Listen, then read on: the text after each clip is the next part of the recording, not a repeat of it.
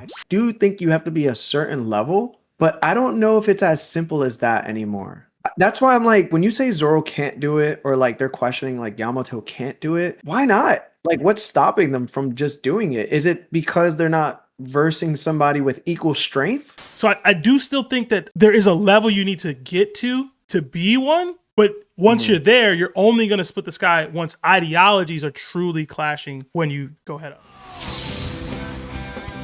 We got another 10 months at Nakama status from Henrik Karma. Is Yamato-san a sky splitter? I don't think so, personally, but I wouldn't be like too shocked. I've been trying to figure out that sky splitting thing you keep talking about. What you mean? I don't know. I keep trying to figure it out. I feel like it doesn't happen all the time. Yeah, you need two conquerors of a certain caliber to go head up. Typically, it only happens with like the greatest pirates. I don't know exactly what initiates it. I think that's the most confusing part for me, because when we first viewed Whitebeard and Shanks and they clashed and split the sky, they necessarily weren't not touching swords. It didn't show like they were utilizing Conqueror's Haki to that aspect. And then we see somebody like Big Mom and Kaido, and when they clashed, they were also touching swords, yet they weren't utilizing Conqueror's Haki to the degree that I think that they should have to split the sky, but they did. And then you have like Roger and Garp, who were proficient Conqueror's Haki users, and they were using it against each other when they met up with Shaki, and yet they didn't split the sky, even though they didn't clash.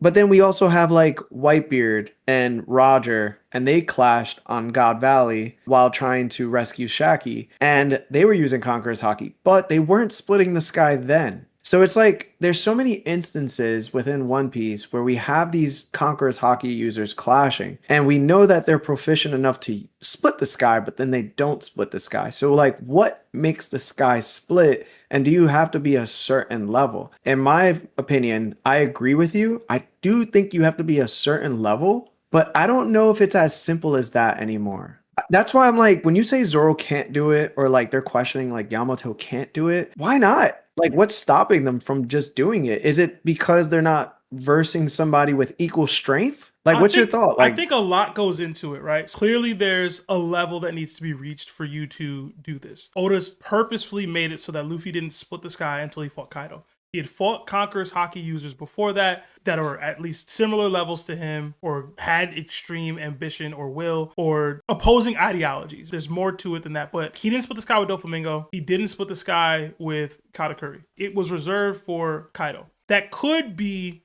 just a narrative like, this is to let you know that Luffy's reached the top. But like you said, they clashed a bunch of times on that rooftop after that and didn't split the sky every single time they clashed. So why is it that it only happened in that one instance? Why is it that it didn't happen with Doflamingo? Why is it that it doesn't happen every time people who should be theoretically splitting the sky are? So to me, I don't have a really good answer to this, but I do think that there's something to do with, I didn't want to say the ideology of your feelings in the moment, but like in the times that we have seen the sky split, we have Shanks and Whitebeard. Shanks essentially says, Whitebeard, stand down. You shouldn't send Ace after Teach. Whitebeard took that as disrespect from Shanks. You're too young to tell me what I should be doing with my pirate crew, and you're butting your head into what I feel. They felt a way about it because Shanks feels extremely strongly about the fate of the world and the future that he's trying to protect or get to. And Whitebeard feels strongly about the respect of his crew and what happened to Thatch. So they split the sky when they clash. It's a clash of not just power, but it's like ideals and opposing ideologies and wills. With Roger and Garp, when they clashed, there wasn't any like deeper level to what was happening between them there. It was just kind of like, yo, get out my way, Shaki.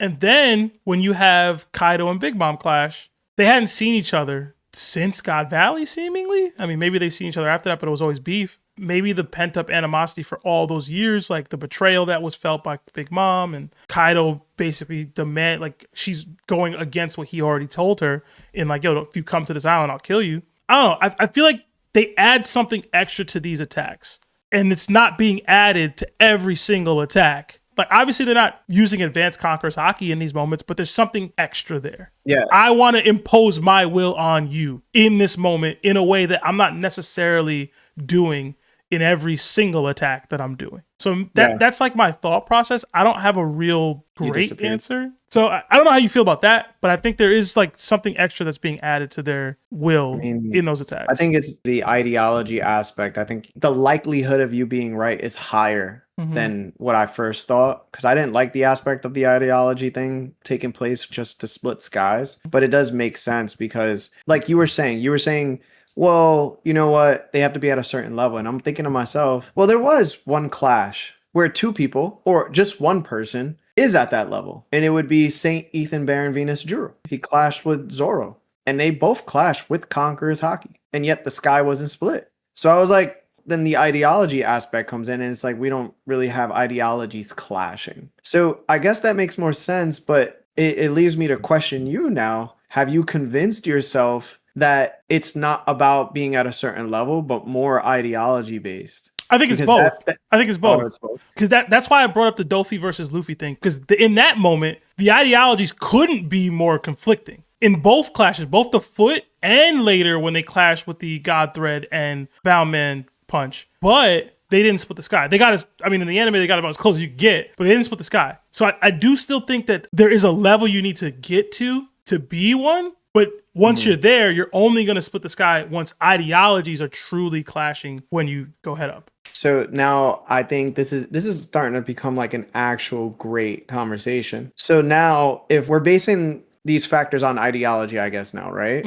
So would you say the ideologies of Kaido and Yamato were of opposition towards each other? And this is why I don't, when they asked, I was like, nah, I don't think so. Because if she should have had such a major ideology clash or difference or contrast with Kaido that it would have split. So but that's my issue with Odin didn't. So I was like, so I do want you to do something. Go to chapter 1016 and read the last 2 pages, chapter 15 to 16, and look at the clouds. This sounds like Bible study. All right. This is how we treat it, right?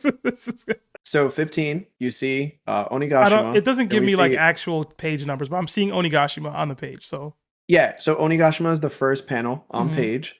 Then you see Kaido in his dragon form and Yamato standing in front of him. The clouds are there. And then she goes, I'm going to go out to sea with Luffy, but only after I've driven you out of Wano Kaido. So then he goes into his hybrid form. Disperse, okay. And then the clouds disperse the same way they dispersed with others. So do you consider that a sky split or something greater? So I don't consider it greater. This is why I went to the ideology thing, because when people were like, yo, Whitebeard and Roger, what they did was greater than splitting the sky. I always had a pushback on that. I was always like, that doesn't make sense to me. To me, what happened with the clouds dissipating isn't greater than the sky splitting. And to me, that's why I started leaning into the ideology class element, because I'm like, Roger and Whitebeard just aren't diametrically opposed to one another in that way. They just aren't. But it had a cloud disbursement in the same way that Yamato and Kaido are here, or at least a similar way. So maybe this is the max you can get to without splitting the sky?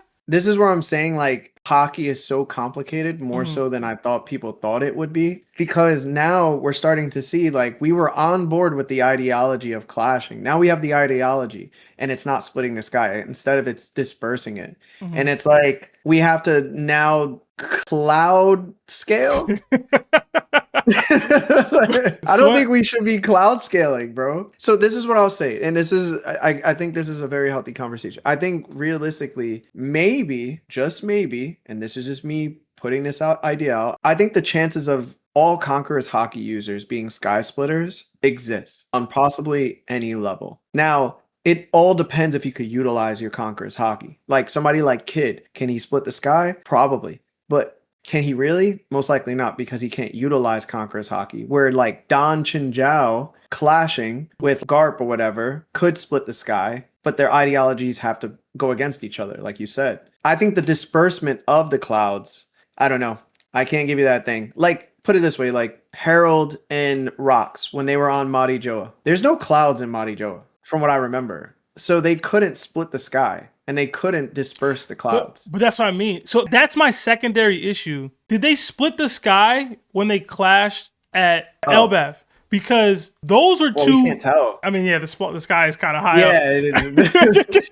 Because that would be the most ideological clash in the verse. Those Yeah. two men, and they are very clearly of sky splitting caliber when it happens. So, Well, the sky was splitting on God Valley. but I'm saying like with Harold and Who Roxy. calls that? Who calls that sky split? By the way, do you remember? I feel like it was just like everybody just being there. I don't remember. It was just a lot of.